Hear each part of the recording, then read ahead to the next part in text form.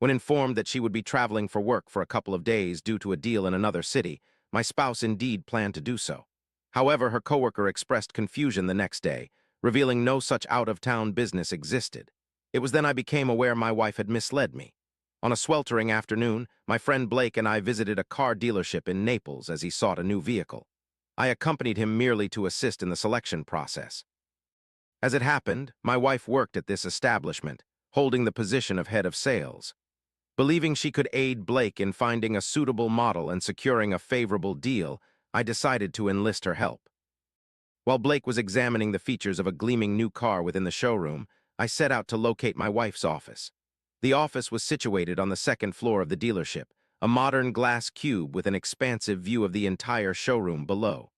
Climbing the stairs, I intended to find my wife and request her personal assistance. However, upon entering the office, she was nowhere to be found. In Davis Murphy's office, my wife's colleague and subordinate was the only occupant. Upon noticing me, she offered a welcoming smile and gestured for me to sit while I waited. She mentioned Gwen had briefly left and would return soon. I acknowledged and seated myself in her plush leather chair. On my wife's desk stood an elegant basket filled with fresh white orchids. Nearby, atop a pile of documents, sat a distinctive turquoise Tiffany box, partially open. Inside, nestled on black velvet cushioning, was a slender white gold bracelet. My initial assumption was that they might be celebrating one of the senior managers. I inquired from Davis, "Is there a special occasion for someone in management today?" "Did everyone assemble to present a gift?" Davis appeared surprised, scrutinized the box, and then approached Gwen's desk. She examined the box and commented, "It's quite stunning." Davis seemed to be gifting something costly to Gwen, leaving you puzzled about the occasion.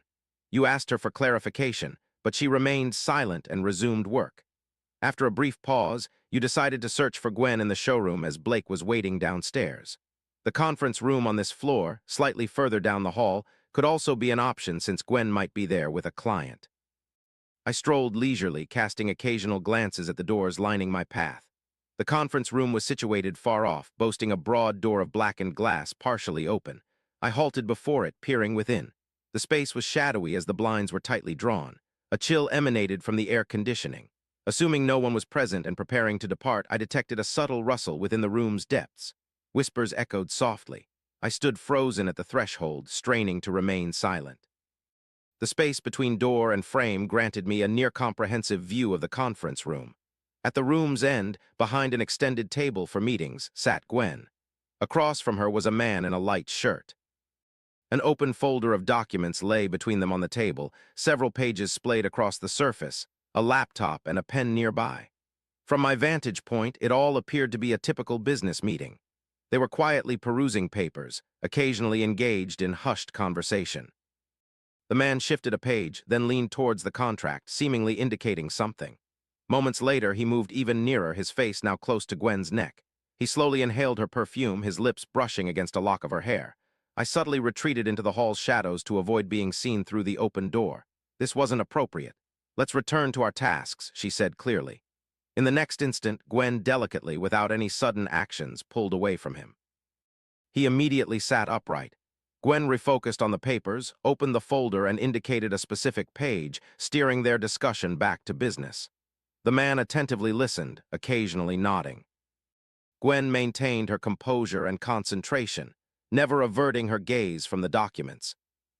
I lingered in the hallway briefly, then recalled my car keys were on Gwen's desk. I retraced my steps to her office. Davis was still at her computer, typing briskly. She looked up as she heard my footsteps. I explained that I'd forgotten my keys and collected them from the desk. On my departure, I inquired about Davis' child. "By the way, how's your little one? All better now?" Davis appeared perplexed. "My little one, he's fine. Why did you think he was ill?" I raised my shoulders in puzzlement. "Apparently, Gwen said you asked her to cover for you this Saturday as your kid was sick." Davis refuted this, stating she'd worked her regular shift on Saturday and hadn't asked anyone to stand in for her. We were momentarily silent. It struck me then that the tale about the unwell child had been fabricated, suggesting Gwen might be concealing something from me. "Understood," I responded tersely and made for the stairs. I strolled leisurely, mulling over the recent events in my mind. Each fresh detail aligned neatly with the previous one, yet the complete image remained elusive. It was at that precise moment my gaze fell upon the photographs adorning the wall. One in particular caught my attention. It was none other than Colin Breyer, the general manager of the dealership, who happened to be Gwen's superior. Blake and I departed from the dealership and returned home. All through the journey, I kept revisiting the scenes, still lacking answers but more questions arising. Late at night, when the clock neared 2, a soft buzz from my phone on the nightstand jolted me awake. I squinted open my eyes slightly. Gwen snatched the phone and responded brusquely, assuming it was a wrong number. Within seconds, she discreetly rose from bed, taking the phone with her, and departed to the bathroom, shutting the door behind her. 2 days passed. At midday, Davis unexpectedly phoned me. She expressed an urgent requirement for Gwen's signature on several documents, yet Gwen hadn't responded to her calls for hours. I was taken aback and clarified that my wife had left town to finalize a business deal and wouldn't return until the next day. There was a pause, then Davis, perplexed, inquired if I wasn't aware that there was no deal. My wife had taken 2 days off without informing me. A chill ran down my spine. I immediately dialed my wife, but she didn't answer. After 20 minutes, I found myself in Gwen's office. "What's happening? Is she seeing your general manager?" I questioned Davis. She visibly paled. "You'd be better off asking her yourself, but if you aren't a fool, open your eyes." We decided to step out of the office and grab lunch at a nearby cafe. We sat down and ordered, and then Davis disclosed the entire story. It transpired she had been in a serious relationship with Colin Breyer, the dealership's general manager. Their wedding plans crumbled when Gwen arrived, causing their relationship to disintegrate as per Davis' account. According to him, Colin developed feelings for my spouse, leading to their separation soon afterward. Furthermore, Davis divulged that Breyer often bestowed costly jewelry on Gwen, treated her to extravagant restaurants and hotels, and claimed these expenditures as business entertainment costs for valuable clients. I inquired about proof, to which he nodded affirmatively. He detailed his role in processing their department's business expenses and having precise knowledge of the nature and recipients of those charges. He agreed to gather the most substantial expenses with complete certainty. A few days later, Davis and I reconvened at the same cafe after work. She placed a thick paper envelope on the table and pushed it towards me without speaking. Inside were photocopies of relevant documents, detailing bills from upscale countryside spas and receipts from high-end restaurants. Documents of receipts for jewelry transactions. Each piece bore signatures and internal company seals. "Thank you," I murmured softly. "These will aid me in resolving this unpleasant predicament." Davis gave a curt nod. I informed her that I intended to bring these papers to the main office and present them to the management. Davis promised she'd contact the secretary personally tomorrow and arrange an appointment for me, introduced as a potential business partner considering a potential deal. The meeting with the company director at headquarters was scheduled for the ensuing week. I spent the entire weekend in anticipation, rehearsing the upcoming conversation repeatedly in my mind. I recognized that this encounter would obliterate my previous life, yet there was no going back. As planned, the following week, I arrived at the Auto Group's headquarters. The towering, sleek structure looked as impeccable as the vehicles their dealerships marketed. I stepped into the reception area, and the secretary guided me directly to the owner's office. Inside, a man in his 50s with a stern, composed demeanor sat behind a substantial desk. He acknowledged me briefly, offered me a seat, and promptly asked about the purpose of my visit. I placed a bulky folder containing documents on the desk. "My wife works at one of your dealerships," I started calmly. "She's recently been promoted to head of the sales department." Shortly after that, she started appearing with costly jewelry, regular dinners at upscale restaurants, and trips to countryside spa retreats. I only discovered this information not long ago. She remained silent as I spoke, and I felt it was important for you to be aware too. Why? Because the individual funding all these extravagances is the dealership's general manager, Colin Breyer. He records each of these expenses as client entertainment expenses. I slid the folder of copies towards him. The owner flipped through a few pages, and there was an extended silence in the room. Later, he gazed at me and quietly stated, "I grasp the circumstance. It appears intriguing. I will manage it myself. Thanks for informing me." We exchanged a handshake, and I departed from the office.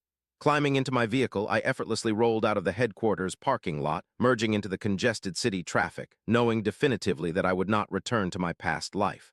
That very evening, Gwen arrived home later than normal. She seemed stressed and immediately began discussing the events at the dealership. In her account, personnel from the main office had arrived early in the morning. They commandeered the conference room and initiated a financial audit, and their general manager was temporarily suspended during an internal investigation. I listened attentively. Then I interjected. Naturally, he was squandering the dealership's funds on his mistress. Gwen stood still. She stared at me in shock for several moments, as if struggling to comprehend what she had just heard. "Which lady are you referring to?" she eventually inquired. I continued to gaze at her serenely. "Regarding you, dear, your white orchids, the Tiffany bracelet, your dinners at upscale restaurants, and the rooms at countryside spa resorts that were booked under client entertainment expenses." With each word I spoke, her countenance shifted more dramatically. For a brief moment, the house fell into complete silence. Then she departed without uttering a sound, made her way to her room, and closed the door behind her. We didn't converse again that evening. The following morning, I heard luggage noises in the hallway. Emerging from the kitchen, I saw Gwen with several suitcases. She opened the front door, transported her belongings to the car, and a few minutes later, she was gone. A week later, Davis contacted me. She narrated the entire incident, detailing how it had concluded. The internal review had been completed. Colin Breyer was dismissed and instructed to repay the entirety of misused client entertainment funds within 3 months to the company. Simultaneously, Gwen was demoted from her role as head of sales and replaced by Davis. Upon departing the dealership, Breyer confronted Gwen in her office, demanding the return of extravagant gifts he had given her. With the need for money to repay the company and clear his debts, he made this request. However, Gwen refused, leading to a heated dispute. Eventually, she directed him out of her office and ordered him to leave immediately. This altercation marked the dissolution of their relationship, prompting Gwen to file for divorce a few days later, concluding their marriage. In your frequent commentary, you imply that the man behaved like a coward by not immediately ejecting his wife and instead seeking evidence. Based on your perspective, is it fair to say that this man displayed toughness or still maintained cowardice? Share your thoughts below.